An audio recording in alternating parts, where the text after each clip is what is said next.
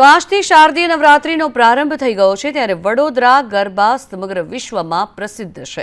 ગરબા ગાયક અતુલ પુરોહિતની સાથે સંદેશ ન્યૂઝ સાથે ખાસ વાતચીત થઈ હતી ત્યારે વડોદરામાં નવરાત્રિનું પર્વ ઉજવાશે। તેમણે પોતાની ખાસ વાતચીતમાં આ વાત જણાવી હતી। પૂરની સ્થિતિ બાદ વરસાદે હવે વિરામ લીધો છે ત્યારે ગરબા માટે ખેલૈયાઓ તૈયાર થયા છે।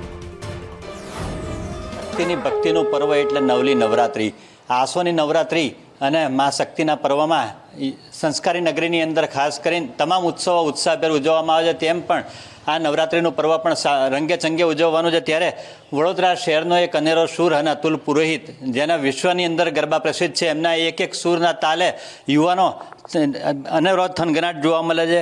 ગરબા ગ્રાઉન્ડો પર યુવાનો દ્વારા જે શબ્દના તાલ અને ઢોલના ધબુકતા તાલે યુવાનોના પગ થરકાવવામાં આવે છે। શું કહેશો અતુલભાઈ, જે રીતે આ ગરબાનો જે પૂરની પરિસ્થિતિ આવી અને કઈ રીતની અત્યારે ગરબાનું આયોજન છે?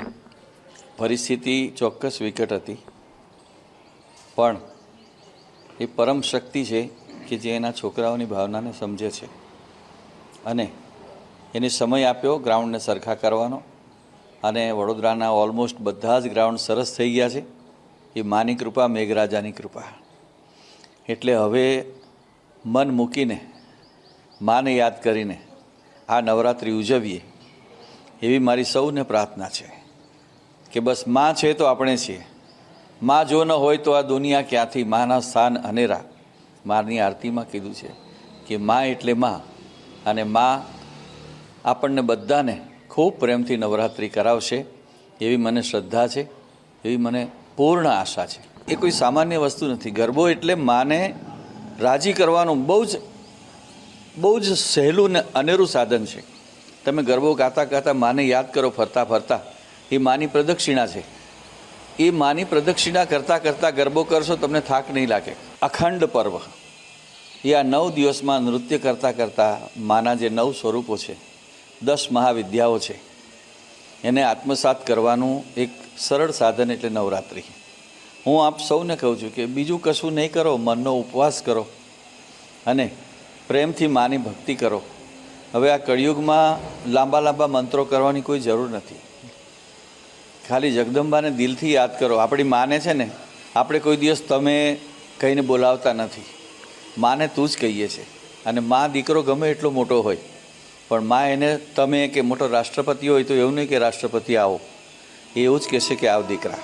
એટલે મારા તમને સૌને એક જ મેસેજ છે કે બસ આનંદ કરજો। અને સોશિયલ મીડિયામાં જે ઊટપટાંગ વાતો આવે છે એને કોઈ માનવાની જરૂર નથી। આપણે સાચા, આપણી મા સાચી, આપણો ગરબો સાચો, આપણી સંસ્કૃતિ સાચી, આપણા સંસ્કાર સાચા, આપણી અસ્મિતા સાચી। સંદેશના દર્શકો માટે ગરબાની કઈ લાઈન ગાઉં? હમણાં આમો જે નવો ગરબો કર્યો છે એ તમને બધાને ચોક્કસ ગમશે કે રાધા ગોરી રે હો, રાધા ગોરી રે તું છે મારી ગોવાલણ, હાલત ને હો હાલત ને હાલ રૂડું ગોકુળિયું બતાવું। આનું હાર્દ એ છે કે આપણું મન એ આપણી ગોવાલણ, અને એને ગોકુળમાં લઈ જજો। અને ગોકુળમાં શું છે એ અંતરામાં આપ્યું છે। આ ગરબો સાત્વિક ભાવથી રચાયો છે। સમગ્ર દેશમાં ગરબાની રમઝટ બોલાવનાર અને એક આગવી ઓળખ ધરાવનાર અતુલ પુરોહિત સાથે વાત કરી। આજની નવરાત્રિની અંદર તમામ યુવાધનને, સંદેશ ન્યૂઝના તમામ દર્શકોને શુભકામનાઓ પાઠવીએ છીએ અને આગામી દિવસોની અંદર નવરાત્રિનું રંગે ચંગે ઉજવણી થાય, મેઘરાજાનું વિઘ્ન ના આવે તે જ પ્રાર્થના કરીએ છીએ। હિરેન મોદી, સંદેશ ન્યૂઝ, વડોદરા।